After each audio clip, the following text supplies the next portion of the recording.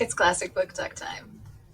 Chapter 1. I am born. Whether I shall turn out to be the hero of my own life, or whether that station will be held by anybody else, these pages must show. To begin my life, with the beginning of my life, I record that I was born, as I have been informed and believe, on a Friday at 12 o'clock at night. It was remarked that the clock began to strike, and I began to cry simultaneously. In consideration of the day and hour of my birth, it was declared by the nurse and some sage women in the neighborhood, who had taken a lively interest in me several months before there was any possibility of our becoming personally acquainted. First, that I was destined to become unlucky in life, and secondly, that I was privileged to see ghosts and spirits, both these gifts inevitably attaching, as they believe, to all unlucky infants of either gender born toward the small hours on a Friday night. I need say nothing here on the first head, because nothing can show better than my history, whether that prediction was verified or falsified by the result. On the second branch of the question, I will only remark that unless I ran through that part of my inheritance while I was still a baby, I have not come into it yet. But I do not at all complain of having been kept out of this property, and if anybody else should be in the present enjoyment of it, he is heartily welcome to keep it. I was born with a cull, which was advertised for sale in the newspapers at the low price of 15 guineas. Whether sea-going people were short of money about that time, or were short of faith and preferred cork jackets, I don't know. All I know is that there was but one solitary bidding, and that was from an attorney connected with the bill-broking business, who offered £2 in cash, and the balance in sherry, but declined to be guaranteed from drowning on any higher bargain. Consequently, the advertisement was withdrawn at a dead loss. For as to sherry, my poor dear mother's own sherry was in the market then, and 10 years afterwards the call was put up in a raffle down in our part of the country to 50 members at half a crown a head, the winner to spend 5 shillings. I was present myself, and I remember to have felt quite uncomfortable and confused at a part of myself being disposed of in that way. The call was won, I recollect, by an old lady with a handbasket, who very reluctantly produced from it the stipulated 5 shillings, all in halfpence, and 2 pence halfpenny short, as it took an immense time and a great waste of arithmetic to endeavor, without any effect, to prove to her. It is a fact that will be long remembered as remarkable down there, that she was never drowned, but died triumphantly in bed at 92. I've understood that it was to the last her proudest boast that she had never been on the water in her life, except upon a bridge, and that over her tea, to which she was extremely partial, she to the last expressed her indignation at the impiety of mariners and others who had the presumption to go meandering around the world. It was in vain to represent to her that some conveniences, tea perhaps included, resulted from this objectionable practice. She always turned, with greater emphasis, and with an instinctive knowledge of the strength of her objection, "Let us have no meandering." Not to meander myself, at present. I will go back to my birth.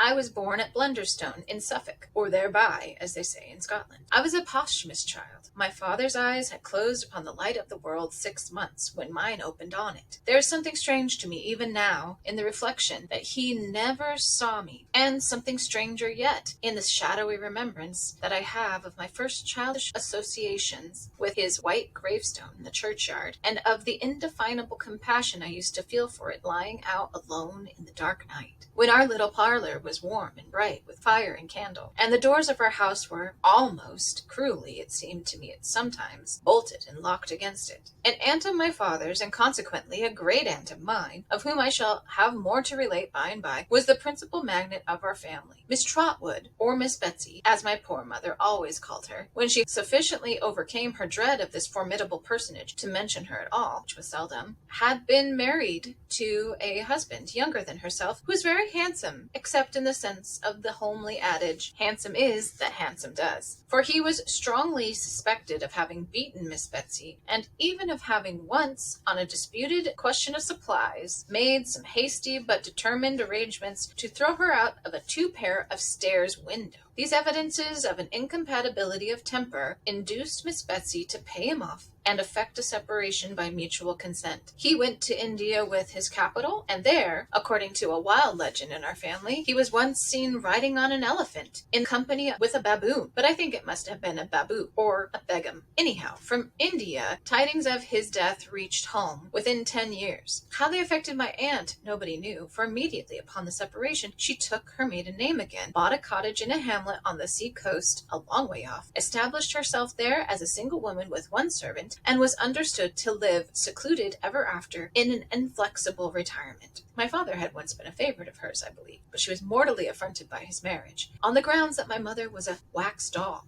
She had never seen my mother, but she knew her to be not yet 20. My father and Miss Betsy never met again. He was double my mother's age when he married, and of but a delicate constitution. He died a year afterwards, and as I have said, 6 months before I came into the world. This was the state of matters on the Friday of what I may be excused for calling that eventful and important Friday. I can make no claim, therefore, to have known at that time how matters stood, or to have any remembrance founded on any of the evidence of my own senses of what follows. That is a selection from David Copperfield, a book by Charles Dickens, and it was published back in 1850. David Copperfield is a story that is a growing up story, I guess I'd say. It follows the character David Copperfield from his birth, as we were listening to, all the way up till his maturity as an adult. So there's like some themes about like what does it really mean to be an adult. There's also some themes about just the difficulties of Victorian life. Also, there's a prevalent theme of the women in his life. There's lots of women in this story, but there's three main women that I think are the most influential in David Copperfield's life, and they kind of show different aspects of stereotypes of women from the era. There's a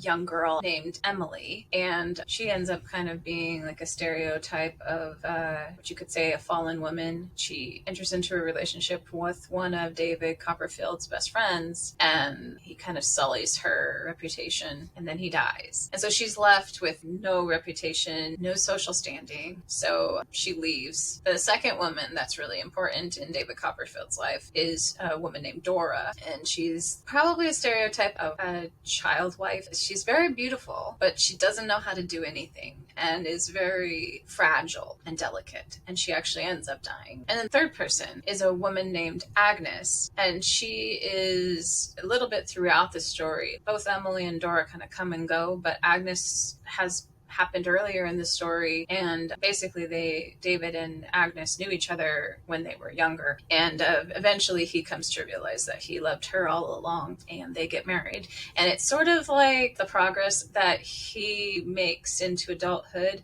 is kind of these relationships with these different women. Emily, he idolized, he thought she was beautiful, like he was like in love with her, like in a kind of an idealistic way, like an unattainable thing. Dora had those same elements, like this unattainable something, but then she also had no substance really. And then Agnes has the most substance. She's the most independent, has lots of skills, and she's also very, very supportive of David regardless of her situation. She encourages him and is sort of like this cheerleader throughout the book. I think it like shows the character's maturity, that like as he chooses relationships, how they affect him. I've just talked a whole bunch of spoilers, but honestly, this book is really, really difficult to get through. It is very thick. You can see this. What can get you through it is taking it in little chunks. I don't recommend trying to digest this book in one sitting. For one thing, there's lots of things that don't make sense to modern readers, like the whole part that I read about the caul. That's probably doesn't make much sense to anybody. That's a membrane that like some babies are born with, and essentially had superstitious ties. Like we probably don't know that these days because I don't think we have those superstitions, but the superstition was it would protect you, like owning it would protect you from drowning or give you good luck. So that was the little jabs, I guess, little pokes at superstition. It's lost on modern readers. And so you kind of have to dig deeper. You may even need to like Google things, so like figure out what the words mean. Some of the flavor in the text is kind of lost when you don't know what is being said. This is from the Victorian era. The Victorian era was really big on vocabulary. It's how you proved you were of certain status. You used big words, used flowery language, and Dickens is one of the best examples of that from this era. He uses run-on sentences. One paragraph can be a whole entire sentence. It also came out originally in episodes in a newspaper. Keep that in mind. It's meant to be digested in probably smaller pieces than we are currently digesting it. Also keep in mind it's slightly autobiographical, so it's possible that Dickens couldn't really edit some things out just because he was more interested in the topic than maybe even his readers were. I'm probably not selling this book so well. I really enjoyed it though as a teenager, but then I was super obsessed with the Victorian era for some reason. Also, like I mentioned, the three women, that really meant a lot to me. It's still something I think about, like what a mature relationship looked like. Anyway, I hope you give it a chance.